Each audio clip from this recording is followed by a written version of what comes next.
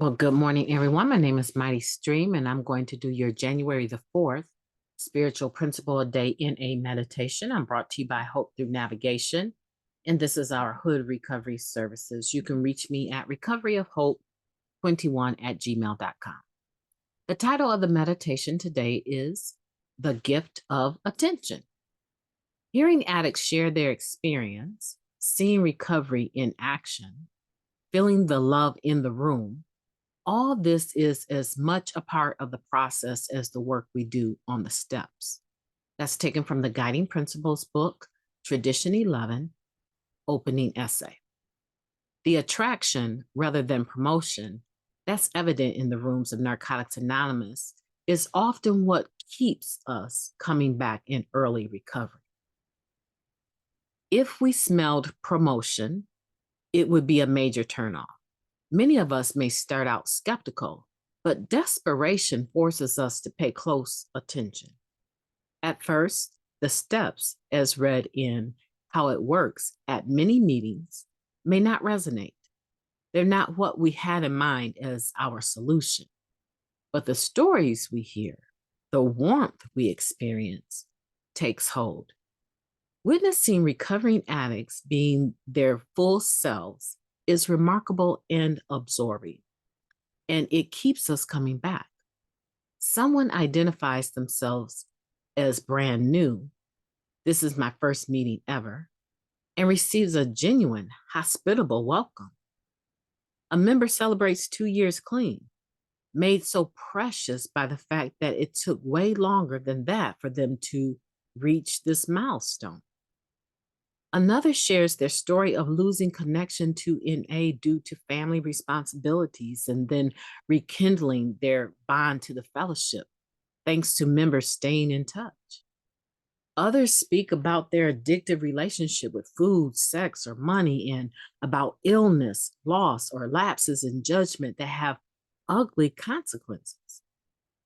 And many others talk honestly about their struggles with stuff we can't control.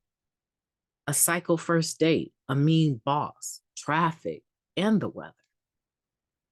We are paying attention to all these stories, their unique threads and common messages, and their shared solutions often found in the 12 steps. When we work the steps to the best of our ability, they help us undergo the profound change that allows us to stay clean and more free from the self-centered fear that can bog us down. But that's never to discount the importance of all the hard-won experience and wisdom we pick up from other members. Recovery isn't just what happens on our own with our step work. It's what we hear, see, and feel from each other. It's all the elements of the program in concert. Yes, I am committed to the solutions contained in the steps. I'm also here to pay attention to my fellow addicts and enrich my recovery. What a beautiful meditation. That is a beautiful meditation. Let's take a moment of silence, followed by the we version of the Serenity Prayer. Moment of silence now, please.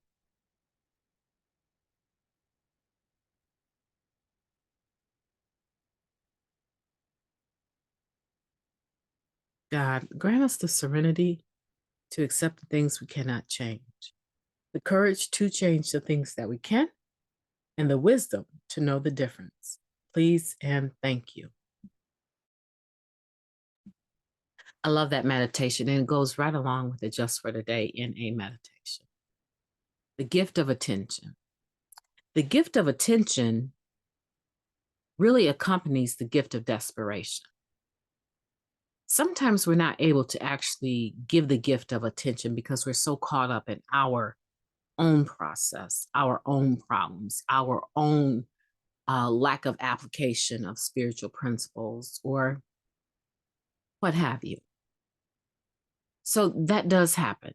Sometimes we go to meetings out of habit, not with it really in mind that we're going to get anything out of it, just that we know for a fact we don't want to disconnect from the fellowship and we continue to show up. But here's the thing. When I show up at a meeting like that, where I'm really disconnected in my mind because of everything else, or a better way might be to say, I am preoccupied mentally with other things, right? So when I show up at a meeting and I'm not really there necessarily to do anything or to get anything, I just want to be present because it's a pattern or it's something that I agreed to do for someone else. This is the most beautiful thing that can happen.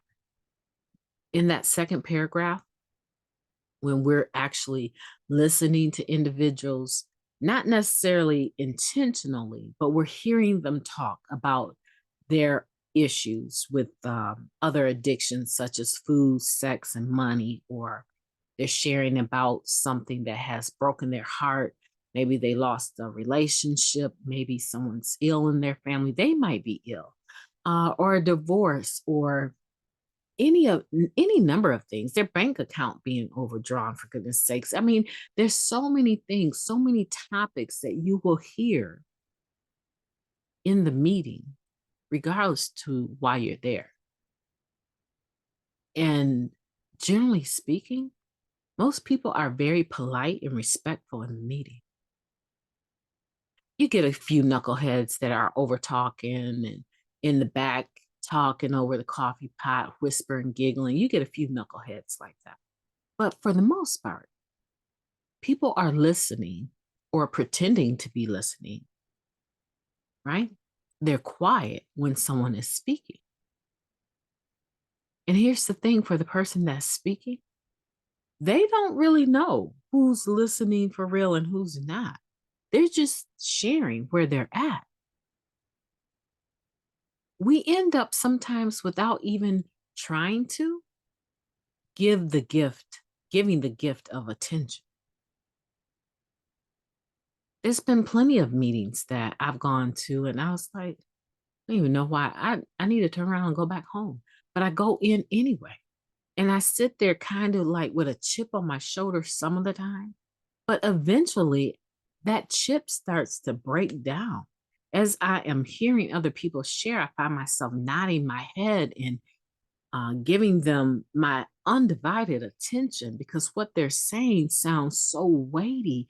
Like it's almost like a burning desire. It sounds like if they don't get this off their chest and talk about it, they might actually go out and use.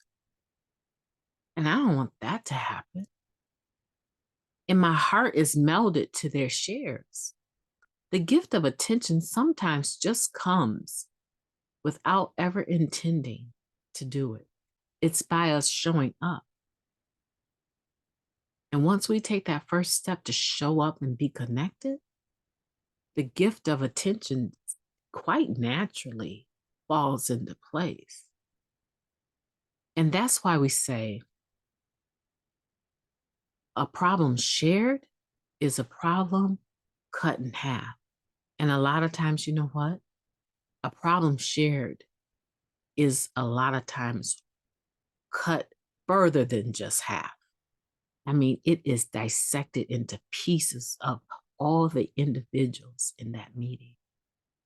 And the person that shared that weightiness, they feel so much better. They feel like they can breathe again. They feel like they can make it another day. So I encourage you today that while the program, staying clean and working the steps, that is about you, right? That's work that you need to do. But it's not only about you. It's about the fellowship and how we come together and help each other. You know, I was sharing in the meeting just before starting the podcast, and I was saying, you know, we all come to this table of recovery bankrupt, hungry, starving. And we have these beautiful bowls of stew in front of us with these long, super long spoons that nobody can use to feed themselves. But if I take my long spoon and reach it across the room and lift up some food from someone else's bowl to their mouth so that they can be nourished, they'll do the same for me. And we all get fed and we all eat. You know, the fellowship makes my life a better place, and I hope it does yours too. My name is Mighty Stream. You've been in the flow of the stream, and I want you to go out there and do something mighty today. I want January 4th to be a day that you actually say, you know what?